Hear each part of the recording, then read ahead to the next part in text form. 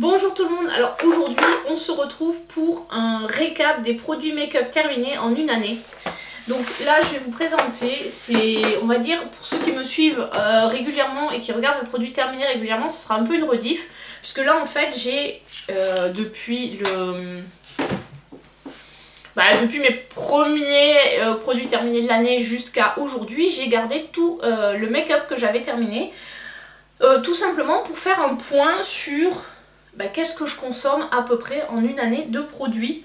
Comme ça, moi ça me permet de voir de quoi j'ai besoin d'avoir dans mes stocks. Et si c'est bon, j'ai ce qu'il faut. Et voilà, ça vous donne aussi une idée de qu'est-ce que je consomme. Parce qu'au final, je me maquille tous les jours et j'ai pas l'impression de consommer beaucoup. Puisqu'au final, j'ai juste une boîte de rempli. Et puis comme ça, ce sera aussi l'occasion de vous dire ce produit il est bien, ce produit il est moyen. Donc là, je vais trier tout ça par catégorie, ce sera plus simple. Voilà, donc j'ai tout regroupé par catégorie. Ça me permet de voir ce que je consomme. Donc on va commencer par les produits teint. Donc en niveau fond de teint, j'ai terminé le ELF. Bon alors ça c'est des produits que j'ai mis dans le projet Pan. J'avais moyennement aimé, en plus c'était le plus clair mais il ne correspondait pas à mon teint. Le plus clair, il fallait que je mette des gouttes, vous savez les gouttes de chez Bis blanches qui permettent de modifier la coloration du fond de teint et du coup de le rendre plus clair. Donc avec ces gouttes ça marchait, donc je suis contente de l'avoir fini, c'est pas un produit que je rachèterai. La crème Skin Food, la bébé crème Skin Food, elle a été très bien. C'est un produit que je pourrais racheter. C'était la teinte la plus claire et en plus il y a un SPF dedans. Donc j'avoue que les bébés crèmes je préfère presque au fond de teint parce que c'est moins lourd sur la peau. Et ensuite j'avais testé la Sephora, c'était le Dior Backstage en teinte 2N mais c'était trop foncé pour moi. Donc je pense que c'est 1,5N ou 1N la teinte qui me correspond. Ensuite pour le teint j'avais la poudre Sephora, donc la poudre libre Sephora que j'ai terminée. Et j'avais une autre poudre, je sais plus laquelle c'était, que j'avais mis là-dedans. Donc j'en ai terminé deux sur l'année, c'est pas énorme mais bon après j'utilise aussi des fonds de teint poudre donc voilà. Au niveau éponge, bon il y avait celle-là que j'ai fini, vous voyez elle est cassée, bon.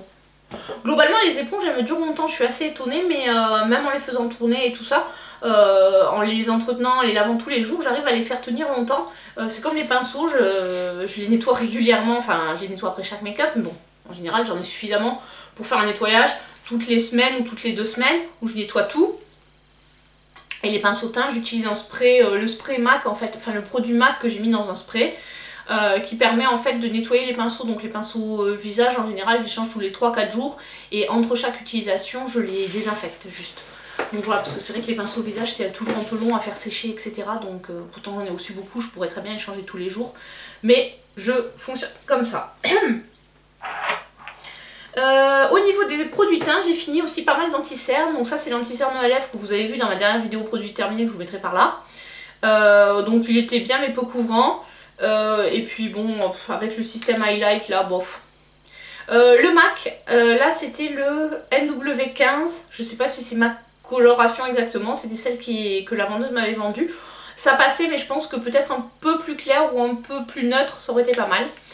Celui-là c'est celui de la marque E-Stage, donc j'ai le fond de teint aussi, mais il a séché, il était devenu inutilisable donc c'est pour ça que j'ai jeté. Et j'ai également terminé l'efface cerne longue tenue, donc ça c'était un 5 ml. Voilà, donc lui il était pas mal mais il n'y avait pas besoin d'en mettre beaucoup donc il a duré assez longtemps. Donc, et les autres étaient entamés donc je peux pas te dire si j'en ai réellement fini 3 sur l'année vu qu'ils étaient déjà entamés. Donc j'aurais plutôt tendance à dire 2 anti-cernes dans l'année. On va voir puisque je vais refaire la même chose pour l'année 2022 pour voir un peu ce que j'utilise. Au niveau crayon sourcil, il y en a 2. Alors celui-ci je l'ai réellement fini. C'était un crayon pour les yeux liner. Mais comme il était marron, je l'utilisais pour les sourcils puisque ça allait bien en termes de couleur des sourcils. Et que j'utilise pas en fait de crayon dans la muqueuse, on utilise très rarement, j'en utilise de temps en temps mais c'est vraiment exceptionnel. Et celui-ci en fait je l'avais testé une fois et la mine s'était pétée. C'était la marque Aowa, c'est des trucs pas chers, donc voilà, c'est un produit que je rachèterai pas du tout. Donc maintenant on va passer au liner. Au liner j'en ai beaucoup. Sachant que la plupart je les ai finis quand même, enfin je les ai finis quoi.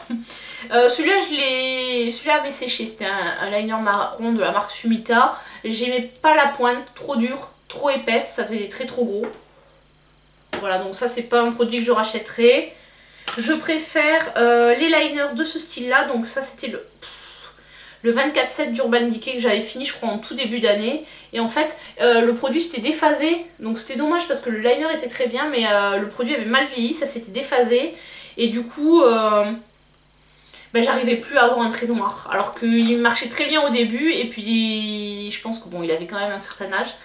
J'ai dû l'utiliser vraiment allez, un mois, 2 mois où il a bien marché. Et après quand il s'est déphasé, bon bah dommage, c'était un bon produit. Le Tattoo Liner qui est un de mes préférés. J'aime beaucoup la pointe qui est, en fait c'est une pointe pinceau, même si on dirait une pointe feutre, c'est un pinceau. C'est très bien, franchement celui-là c'est un de mes préférés. D'ailleurs j'en ai encore 2 ou 3 en stock. Ensuite j'ai testé le liner Bis. Donc celui-là pareil il a fini par sécher. Et de l'autre côté en fait il y avait une pointe comme ceci. Mais je n'utilise pas ces pointes là donc je ne l'ai pas gardé. Pas terrible. Et ensuite le Ciaté, donc lui en fait pareil c'est une pointe feutre.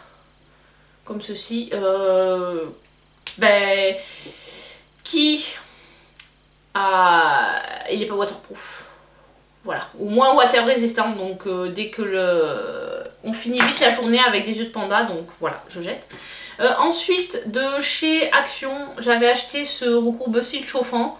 Et en fait, c'est nul. Voilà. C'est nul, donc j'aime pas du tout. Ça fait rien, à part me cramer un peu la peau. Donc j'ai pas gardé, j'ai jeté. Ah, j'ai oublié, j'avais deux autres liners, je les avais mal rangés. J'ai 2 liners donc de chez Léa Nature que j'avais eu en test. Très bien, enfin j'avais préféré la pointe pinceau, parce qu'il y avait une pointe pinceau et une pointe dure. Et ensuite un liner de chez Max More qui est devenu tout sec, donc voilà, que j'ai jeté. En fait il faut que j'arrête d'acheter des liners comme ça parce que je les utilise pas assez, ils finissent par sécher. C'est pas pratique à utiliser le matin. Ensuite pareil, 3 ombres à paupières crème qui ont séché, 2 Color Tattoo de chez Maybelline. Et une ELF, donc ça fait 3. Voilà, donc là c'est pareil, il faut que j'arrête d'acheter ce type d'ombre à paupières. Après je pourrais les raviver avec du Duraline mais je les utilise pas donc ça sert à rien. Ensuite pour rester sur les yeux, les mascaras. Et là en fait je pensais pas en avoir fini autant. Donc j'ai fini 5 mascaras dans l'année. Le Perversion d'Urban Decay, donc ça c'était un full size. Le Je mets Maybelline Grit Lash. Le Lancôme Hypnose Drama, donc cela en full size. Et en miniature le Troublemaker d'Urban Decay et le Marc Jacob Velvet Noir Major Volume Mascara.